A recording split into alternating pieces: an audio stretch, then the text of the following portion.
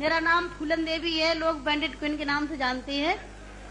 और हमें पता नहीं था कि इतना संघर्ष करने के बाद हम जिंदा रहेंगे और आज आप सबके बीच में भी पहुंचेंगे, इतना मान सम्मान भी हम पाएंगे, ये हमने कभी नहीं सोचा था। 4 साल हम जंगल में भटके। आपको पता होगा कि हमारे हिंदुस्तान में नहीं कहना चाहिए ऐसे मौके पर, मैं कहूंगी, बताऊंगी जो मेरे पे बीती है कि हमारे सामंतशाही लोग, पैसे वाले लोग और खासकर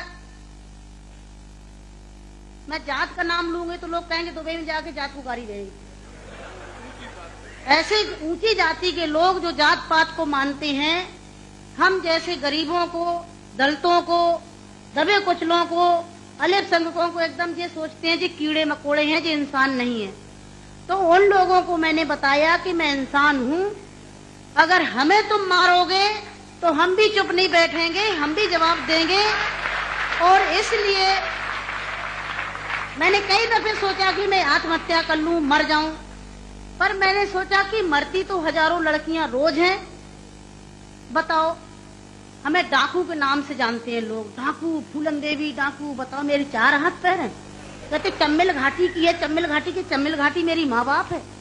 अरे मैं माँ बाप से पैदा हुई हूँ, मेरा कसूर यही है कि मैं झोपड़ी में पैदा हुई, गरीब परिवार में पैदा हुई, दबी कुचली समाज में पैदा हुई, तो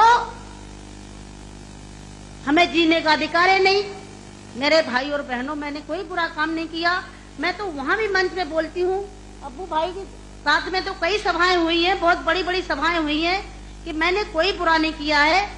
आपने सुना होगा, सुना था, आप तो वहीं के सब रहने वाले हैं, कुछ हमारे भाई हैं यहाँ के, है कि एक सीता के कारण इतने बड़े जो रावण का आज तक पुतला फूंकते हैं, उसका यही कसूर था कि खाली एक औरत को उठा ले गया तो आज तक पुतला फूंकते हैं। मैंने क्या बुरा किया?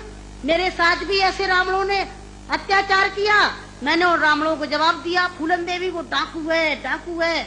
अरे वो तो माननीय मुलायम सिंह जी की देन है, नहीं नाम लेना चाहिए, जो आज हम समाज के अंदर खड़े हैं। और नहीं तो इतनी बड़ी साजिश रची थी, हमने कोई बुरा काम नहीं किया। जिन्होंने हमें सताया, हमें समाज में रहने लायक नहीं रखा, तो गुस्सा में इंसान अच्छा काम नहीं करता, गुस्सा में गलत ही करता है। और जो कुछ भी हुआ, अच्छा और बुरा सबक सिखाने के लिए कि हम जैसी बहन बेटियों के साथ अन्याय अत्याचार करोगे तो कोई भी महिला घर से बाहर न करके और अपने अधिकारों की लड़ाई लड़ने के लिए मैदान में खड़ी हो जाएगी। तो मेरे भाई और बहनों, हमें तो डाकू घोषित कर दिया। जब मैं चुनाव लड़ने जाती हूँ तो सब एक ही भाषण रहते हैं, किसी के और कोई भाषण नहीं रहते हैं। बताओ, मैं डाकू दिखाई देती हूँ? क्या होता डाकू है? तुमने हमें सताया, हमें लूटा पीटा। डाकू तो वो बेईमान जो हम जैसी महिलाओं को लूटते पीटते हैं। तो मेरे भाई और बहनों, 4 साल में जंगल में भटकी, 11 साल में जेल में रही, और जेल में भी हमें पागलों के साथ रखा गया था। अच्छी जगह नहीं रखा गया, जहीं पागल महिला थी, पागल महिलाओं में रखा गया था। 11 साल तक हमें जेल में रखने के बाद कोर्ट में पेश नहीं करा गया। और जब जेल से छोड़े गए तो बहुत बड़ा हमारे हिंदुस्तान में तूफान आया कि इतनी बड़ी डाकू को छोड़ दिया गया, बहुत बड़ा अन्याय हुआ। बस आप सबका प्यार था, आशीर्वाद था, कुछ ऊपर वाले की भी दुआ थी, जो आज आप सब